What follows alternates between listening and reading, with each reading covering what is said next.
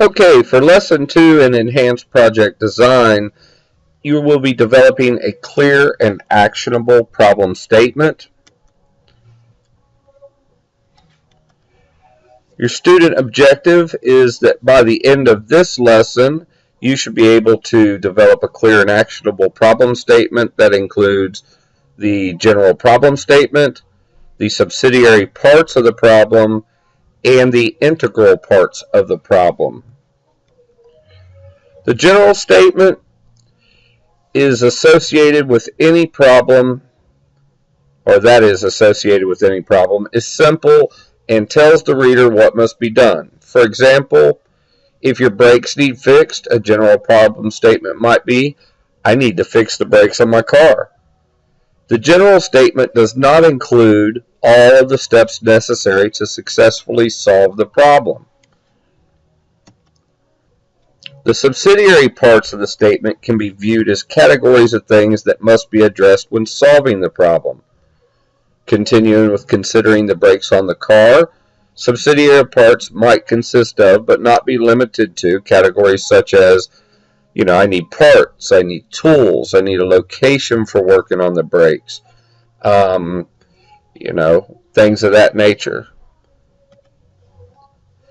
Integral parts are much more detailed, and they are attached to each subsidiary category so as to define the actions that will occur in order to make sure the needs of each subsidiary category are met.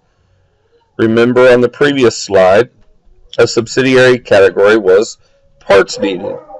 With this in mind, integral parts actions would look like, I must purchase brakes for a 2014 Chevy Camaro. I must purchase brake fluid for a 2014 Chevy Camaro.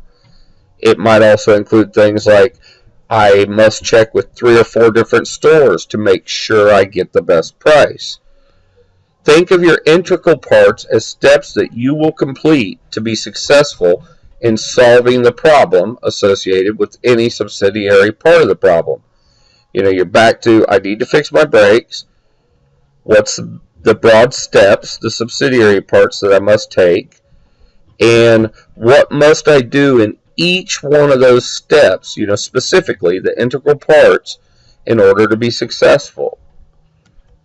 Your assignment, make sure that this is complete and on your Canvas account prior to Friday's meeting. The student expectations, the work you are required to submit on Canvas prior to arriving to class on Friday is to develop a clear and actionable problem statement that contains a general statement, subsidiary categories, and integral parts of each subsidiary category that will allow you to accomplish the work. Detail required. When working with your actionable statements, the integral parts, details must be provided. You can't simply make a statement like, I must make a piece of wood art. Actionable statements provide detail which allow the solution to be fully developed. It's back to like the brake thing, what I will buy for what specific car. The same thing goes with the wood art. The wood art cannot be over 5 by 3 by 8. I must make it from clear, not free walnut stock. I must sand the final product to a stain grade quality. I must use a clear polyurethane protectant, a minimum of 3 coats. And, this could be more or less dependent on the needs and wants of your end user. Finally, take a moment and reflect on your interview. You should have notes, you should have written things down, what your client wanted, all of that stuff. If you were not prepared for that interview, if you did not clarify all those wants and needs of the end user, then the odds are you won't be successful in developing a clear and actionable problem statement. Furthermore, if you haven't developed a clear and actionable problem statement, then it's going to be all but impossible that you will develop a proper solution. Okay, with this in mind, and before I close, you have got to really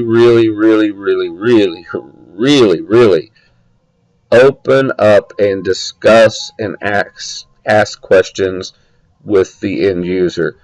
If you're developing your problem statement, you're like, oh my gosh, I'm not sure. Did they want walnut, or did they want oak, or maybe they wanted it made out of cherry? Was there a size limitation?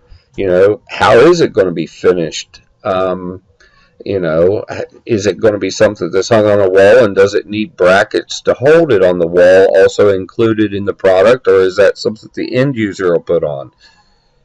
If you didn't accomplish all that, then you need to take a step back and re-interview the end user before you submit your problem statement.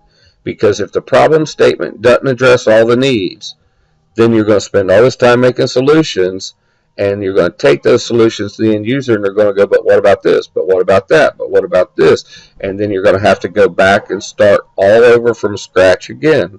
So, make sure the interview process went proper before trying to move on. And, if you have questions, make sure to ask.